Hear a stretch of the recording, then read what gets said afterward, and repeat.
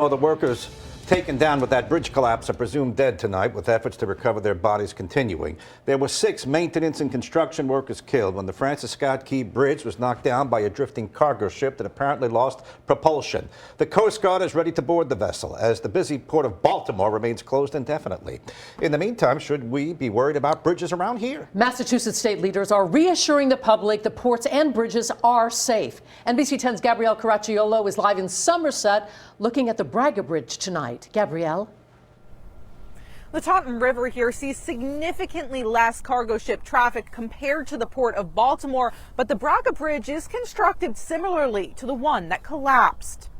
And they come and they berth themselves right along here. At the Fall River State Pier, Kenneth Fiola says ship safety is top of mind after the Baltimore Bridge collision and collapse. It should be a wake-up call to everybody in the industry as to the need for further precautions as the ships are getting bigger. Here they serve as cargo ships on the smaller side, mainly transporting household goods to Cape Verde.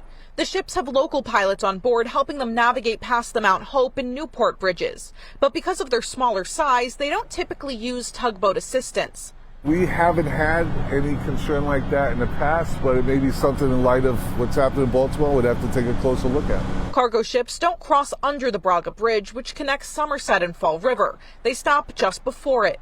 When tragedies like this happen, it rightly brings everybody's focus onto the infrastructure that they have in their own backyards. Of the 5,000 bridges the state of Massachusetts is responsible for, the Braga Bridge is one of 2 similar to the one in Baltimore due to its structure and maritime traffic. There's very strict standards as to what you are able to build in the water so that you are very mindful of the kind of traffic that you're going to be getting both above and below the bridge. As the port of Baltimore remains indefinitely closed, others are preparing to help. It's devastating, right? So the closure of that Baltimore part is definitely going to have a severe impact upon the entire East Coast. And I think every port and port operator would be willing to try to help out in any way, shape, or form that they can.